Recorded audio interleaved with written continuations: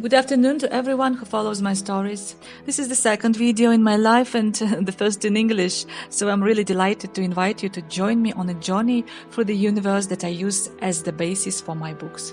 I will make a reservation right away that many of the events I'm describing are not historical facts.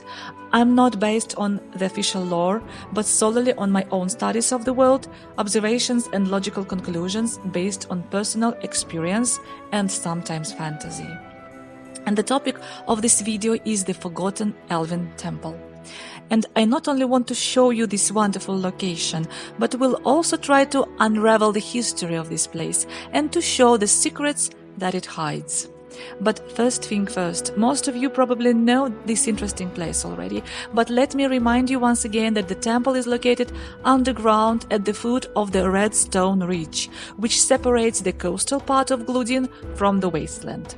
Considering that the temple is a very ancient structure, it was built back in the days when there was no ridge, no wasteland, no cities, or even a sea dividing the continental part from the Talking Island. Because I suppose this temple was built by the ancient elves in those days when goddess Shailen, who had created them, was the most powerful of the gods inhabiting the land. As soon as we go down the narrow passage under the ground, we immediately find ourselves in the front part of the temple, where we stumble upon the most interesting bas-relief, which is a stone panel on the wall. On the left side of it, we see an image of an elf woman who controls the forces of water. The jets of water curl around her body and her head, while on the right side there is the same elfess, but already the ruler of the forces of fire, and behind her we see the flame and those rings of smoke. Perhaps the elf depicted is simply a symbol of the fact that both elements were available to the elves, water and fire. But it seems to me that on both sides of the bas-relief is depicted the main deity for each ancient elf, goddess Shailen. How is that, you may ask? After all, it was Pagrio who was the lord of the fire, but I will answer you that in that case the orcs should be excellent fire magicians. But in fact we see that the orcs are not really good sorcerers at all. They have those shamans, but fire has a really narrow focus in their witchcraft. It is known for certain that the orcs were created by god Pagrio and have always honored the fiery element. It was believed that Pagrio created the first orc from earth and fire, but fire magic, like any other magic, was always owned only by the greatest magicians in the world, which were the ancient elves. And my theory is as follows, and I have here a number of pictures from the internet whose authorship I found. I mentioned them, but I want you to understand that these are just some random illustrations due to my lack of any game screenshots regarding this theme. So, goddess Shailen, the first daughter of the goddess of creation Ainhasat and god of destruction Grankain, originally possessed all 6 elements.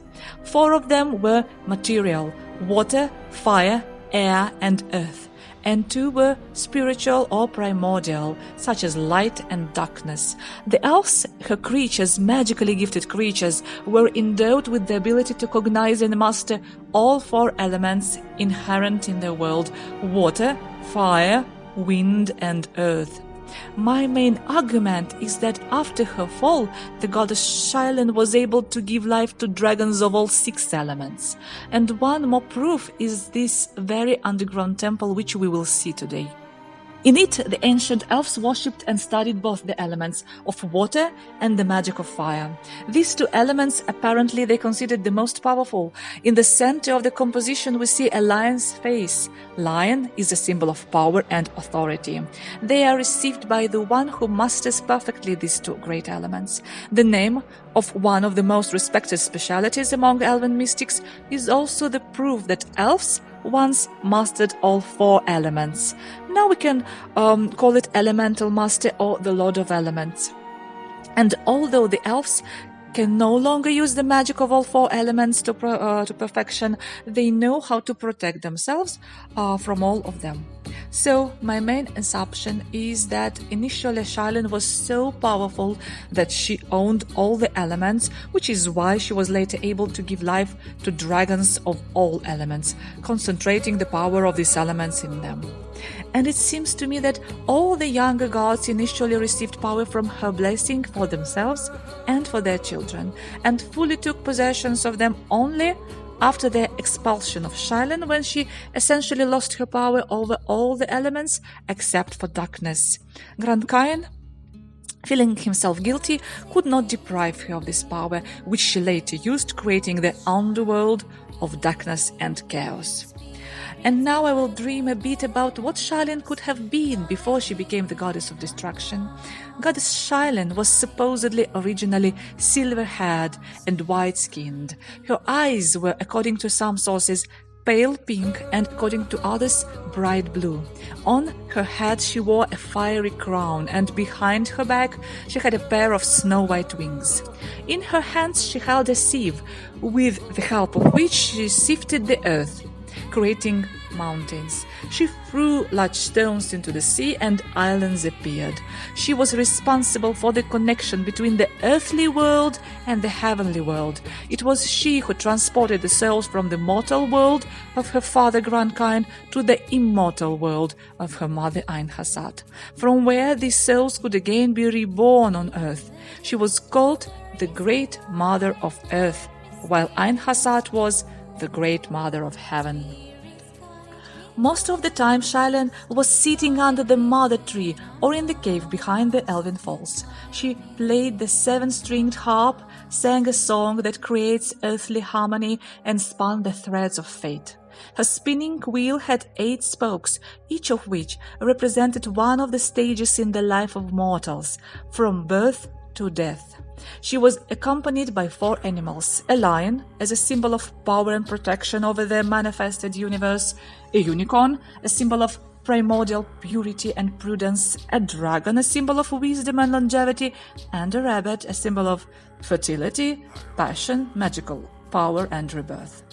Subsequently, she gave her brother Pagrio her fire crown, sister Ma forgot her sieve, to her younger brother Saiha she gave her beautiful wings. Eva was, unlike her brothers and sisters, originally a completely spiritual creature. She lived in the heavenly palace of her mother Ainhasat and only occasionally appeared on earth. She controlled thoughts and feelings, encouraging mortals to reproduce as well as to create wonderful temples in honor of their gods. Considering all of the above, this temple was built by the elves shortly after their creation by the goddess Shailin, when she could still control the element of fire. The world was one then, and the elven tribes were not yet divided into the tree elves and the cave elves. All the elves honored Shailin as the creator mother. They also honored the Lord Valdran, the first of the elves, and his wife Shivaya, who later became the mother tree. It is her figure that we see growing into its trunk in the village of light elves. Now I want to try to explain why and when the elves abandoned this temple and stopped studying the magic of fire. I think this happened many centuries later, when Shailin was expelled by her mother Ainhasat from the heavenly pantheon.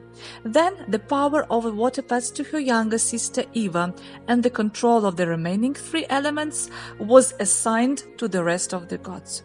Eva, as the youngest of the children of the primordial gods, as well as an exclusively spiritual being, was the most humble and unassuming of them. Fearing the wrath of her brothers and sisters, not wanting to conflict with them, she stopped encouraging among the elves to study other types of magic except for water and light. The rest of the types of magic remained with them as auxiliary spells. But thrifty elves did not burn the books and teaching materials, but continued to store them in their libraries, until one day they were transported to the elven temple on the Talking Island, where the sorcerer Eindhovend, a human magician and elven disciple, was able to study the wisdom of fire and air magic. Later he created his own school, where he began to teach magically gifted people the magic of the elements. The magic of death and air was mastered to perfection by one of his best students, Dasparion. He then taught this magic to the Dark Elves in exchange for the secret of longevity, founding the School of Dark Arts.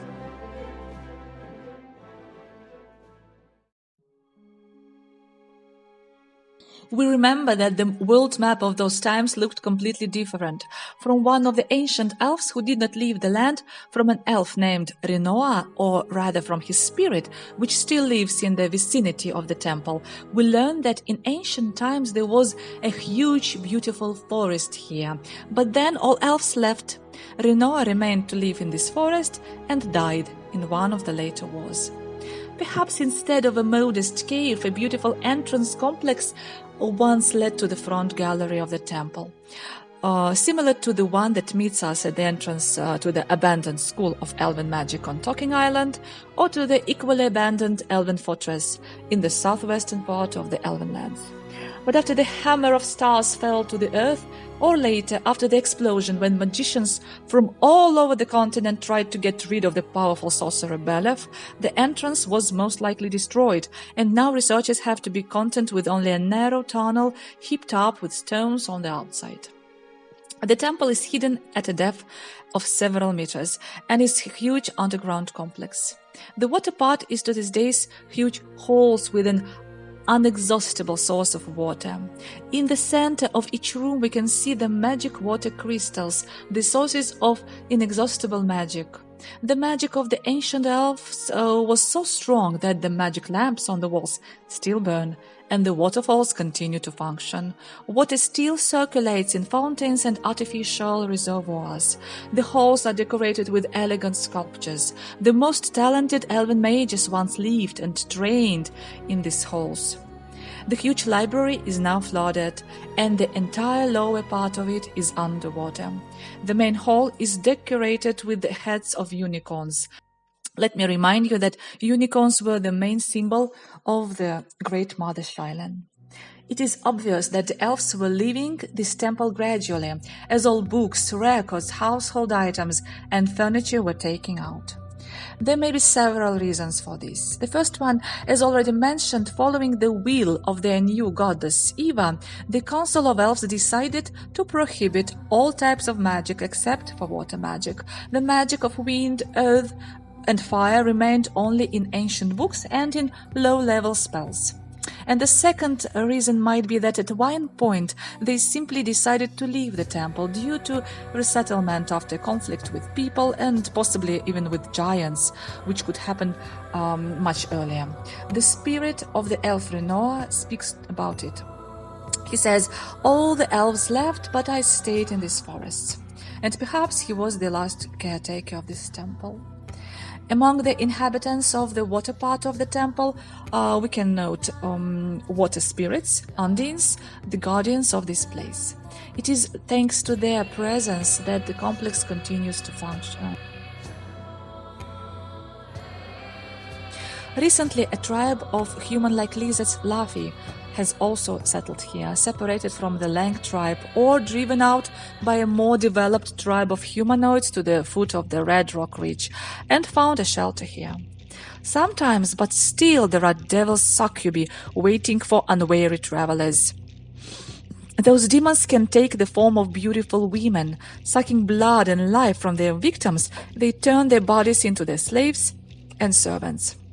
Remembering the succubus, one cannot fail to mention the most famous of them, living in the territory of Gludin. Not all of them are creatures of darkness. Some living people, especially women, take this path because of their anger, and even more often, oddly enough, because of love. There is a belief that if a girl kills a lover who does not reciprocate to her love, who doesn't respond to her feelings, then she will forever turn into an evil creature, a succubus. So it happened with a girl named Kyle. She was a servant at the court of Lord Waldner and fell madly in love with his eldest son, the heir to all lands from the Talking Island to the plains of Dion. She was a quiet and modest girl, With pain in her heart, she watched every trip of her beloved one, painted ritual protective symbols at the door of his chamber, prayed to Einhasad for his glorious return. But one day a handsome and brave young lord chose a wife from a noble family. Moreover, he answered the confession of the poor servant girl with sneers and mockery, so he just laughed at her feelings. And since then, every night, the rejected girl began to dream a nightmare in which the mother of the succubi, Marnon, herself appeared to her.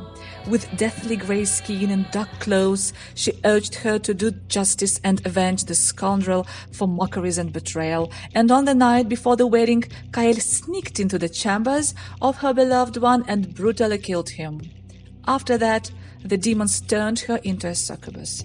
Since then, she has been hiding in the territory of Gludio, feeding on the life force of unwary travelers. And sometimes she finds herself a shelter in these abandoned caves among her demonic sisters. Now let's take a look at the halls of fire. Perhaps the temple was built on the site of a magma chamber, or special magic crystals support the constant activity of earth and fire elements in this place. At least every room has similar energy sources. Fire salamanders, which are the spirits of fire, live here.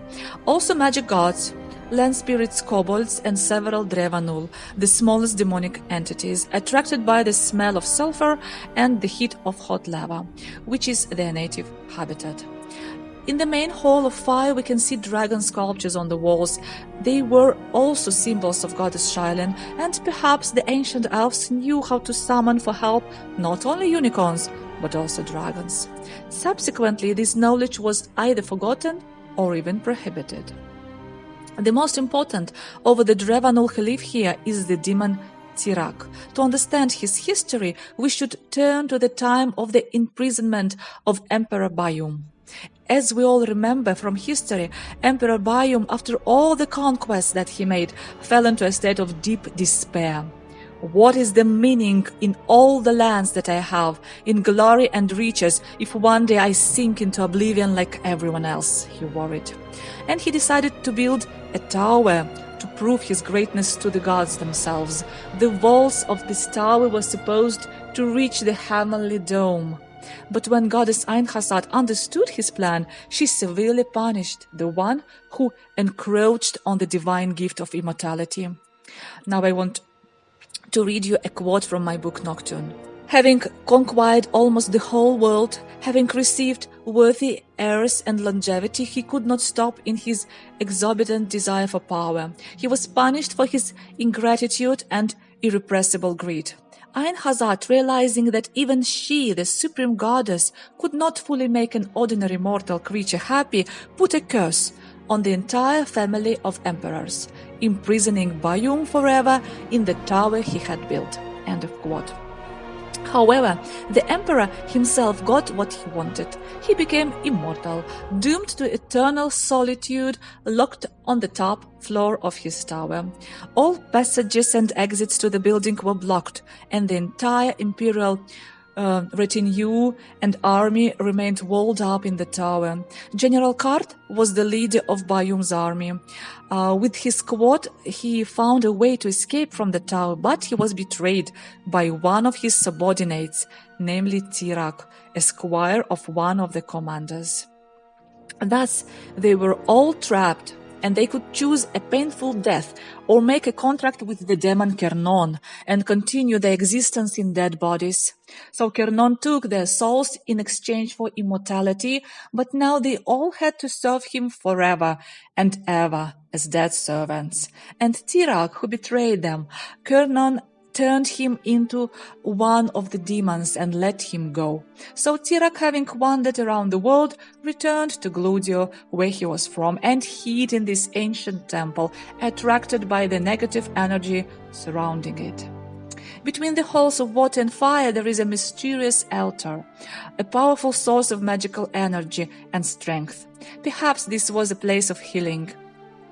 There is a version that this device is actually a portal through which elves once could travel in space, and then the oracles learned to apply the principle in their everyday magic. The third version is that this was the place of initiation for new elven spellcasters, oracles, and masters. It remains only to mention that the modern elven youth no longer remember either the temple or the altar hidden in its depths. The complex is forgotten and abandoned now, and many of its secrets have disappeared forever. And those that can be uncovered are nothing more than timid guesses of adventurers and truth seekers who still wanders here.